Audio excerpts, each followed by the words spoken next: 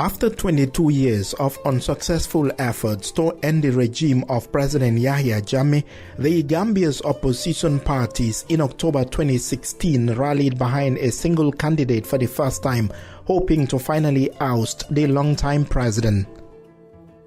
What became popularly known as the Coalition 2016 was the result of the demand of young people who were getting fed up with the division in the opposition.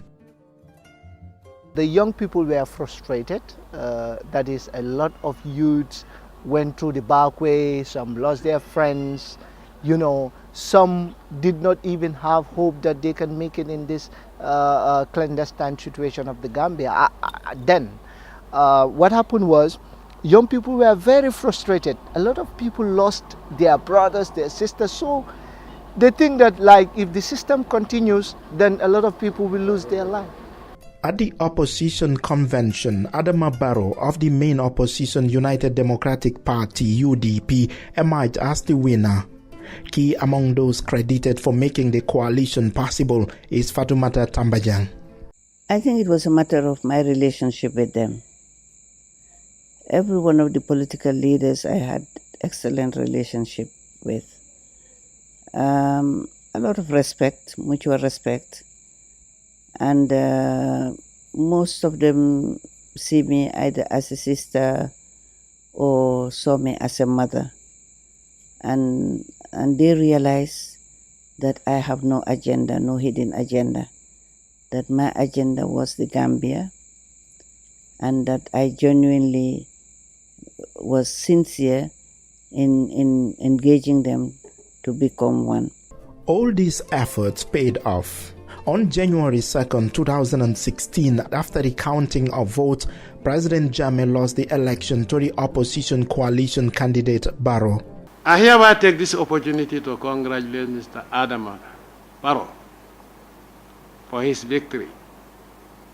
It's a clear victory because our system says a simple majority. Jammeh was widely hailed both in the Gambia and across the world for conceding defeat. But some of the activists on the front line of change were suspicious of his action. I started to feel uncomfortable that he was not meeting the new government, and I felt like, this is really, really uncomfortable. I just had a feeling that he would try to do something. I didn't think he would reject the results, but I knew he was going to do something, and he did not surprise me at all. On Friday, December 9, 2016, Jammeh made a U-turn. I hereby reject the results in totality.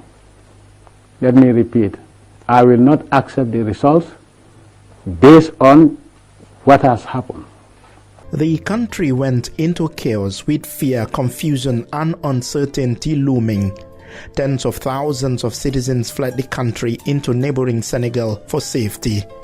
Tens of thousands others fled the capital Banjul and its surroundings for the rural areas. But in the midst of ensuing fear and anxiety, many young social activists braved the threats and dangers and stayed in the country to make sure that the collective will of the electorate is respected.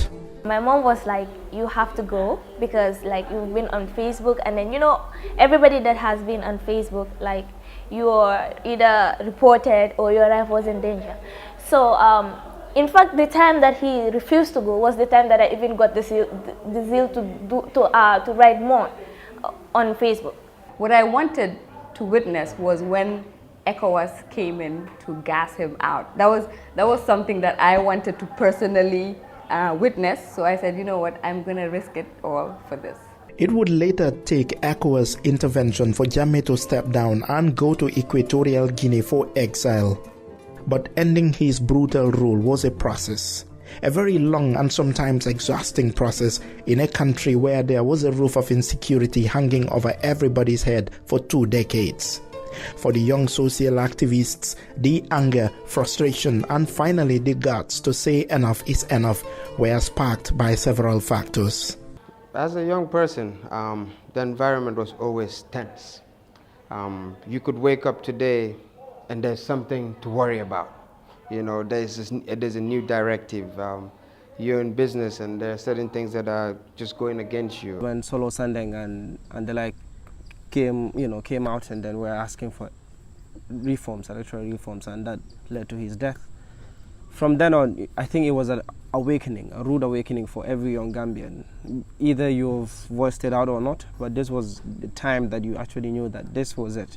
One thing I was more concerned about was freedom of speech, because I realized you go to workplaces. I move around meeting different people from different walks of life.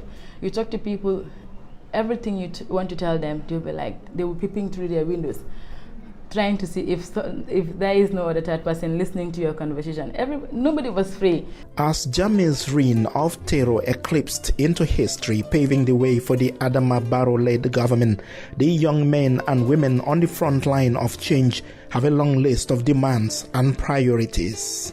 We expect them to do the right thing. And one of the things that I expect them to do, or I want them to do, is to have a general overhaul of the Constitution. Because when we talk about systems are driven by things. And the Constitution, Jammeh made it in a way that it suited only him. I would see it as an unfinished work, just stopping at Jammeh going and then just relaxing. We have to keep this government, we have to keep it accountable so that there would be no such thing like Jammeh again. Our hope was Jammeh to go. And now we're not hoping, we want things done.